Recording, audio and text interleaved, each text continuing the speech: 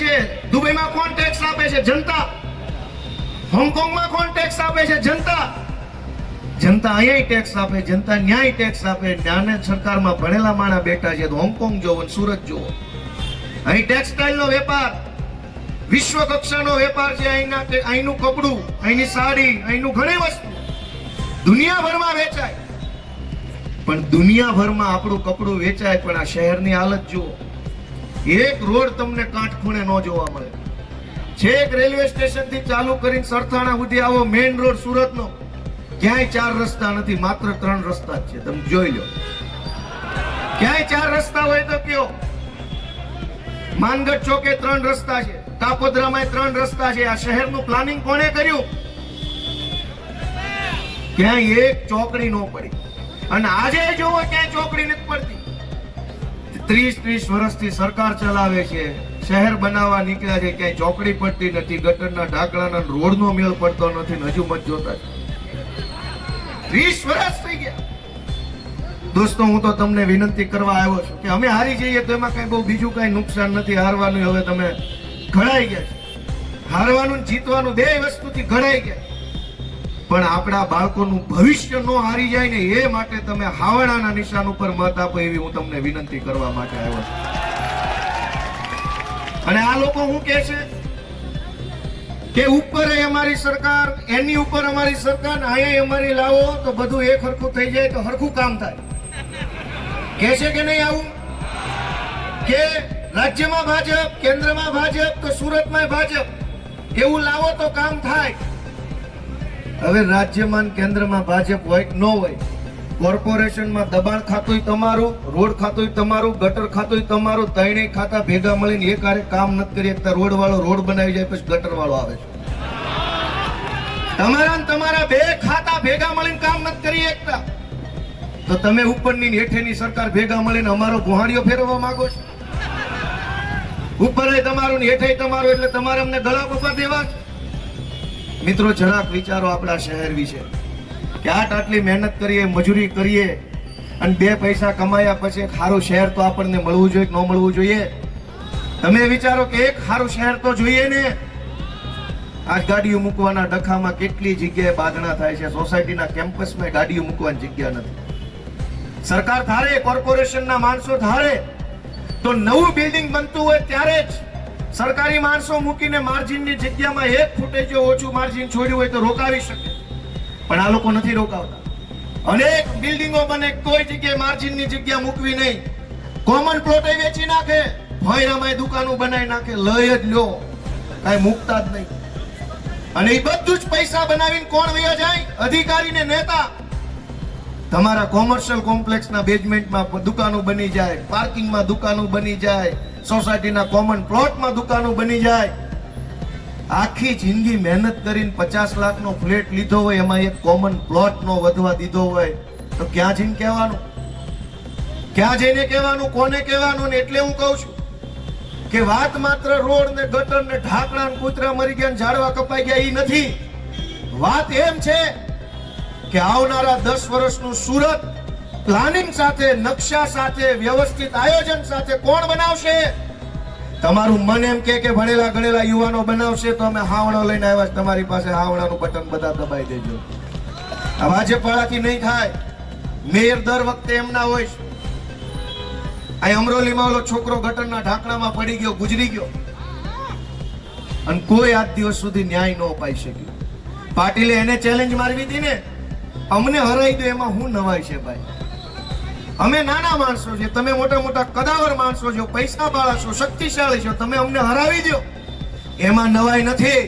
પણ ઈશ્વરે તમને શક્તિ આપી હોય તો એ છોકરો જે ખાડામાં પડીને મરી ગયો ને એને ન્યાય અપાવો ને તો માનું કે તમે શક્તિશાળી માણસો છો.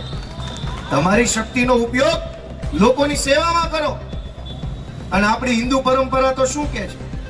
આપણી સનાતન હિન્દુ પરંપરાનો સિદ્ધાંત છે કે જે માણસ પૈસા કમાય જીવનમાં, ઈ પરબ બંધાવે, પૈસા કમાય ઈ હોસ્ટેલો બનાવડાવે, પૈસા કમાય ઈ સમાજની વાડીઓ બનાવડાવે, પૈસા કમાય ઈ માણસ દવાખાના ખોલાવડાવે.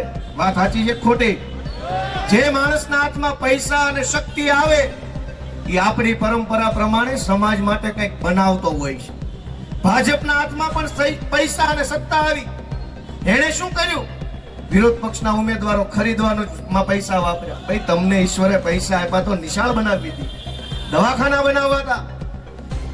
અવડા મોટા કતારગામથી લઈ અને ઠેક કામરેજ સુધીના વિસ્તારમાં એક સરકારી શબવાહિની નથી.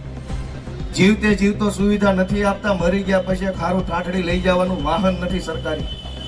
અનેક ટ્રસ્ટની સંસ્થાઓ એના પેલા મોક્ષ રથ, અંતિમ રથ સંસ્થાના હાલે. આપણે મરી જાય તો આપણી લાશ લઈ જવાનો ખટારો આ સરકાર પાસે નથી. વાત કરે છે વિકાસની, મહણિયા નથી.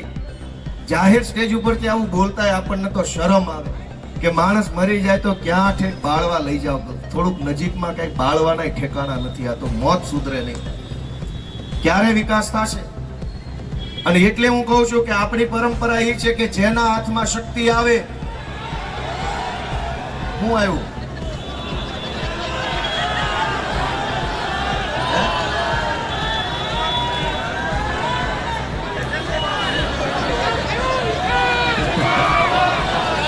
જેના હાથમાં શક્તિ આવે, જેના હાથમાં પૈસા આવે, આપણી પરંપરા એમ કે છે કે ઈ માણસે સમાજ માટે કામ કરવું જોઈએ. આ ભાજપના હાથમાં પૈસા એવા સત્તા આવે, એનો ઉપયોગ લોકશાહી ખતમ કરવા માટે કર્યો, એનો ઉપયોગ વિરોધ પક્ષોને તોડી નાખવા માટે કર્યો. મારે બહુ દુઃખ સાથે કહેવું પડે છે કે અમારી આરે ત્યાં 2 નંબરના વોર્ડમાં દાદાગીરી થઈ. અમારા 2-3 માણસોને લોભ લાલચ ડરમાં નાખીને લઈ ગયા. અમને બહુ દુઃખ લાગ્યું એ વાત.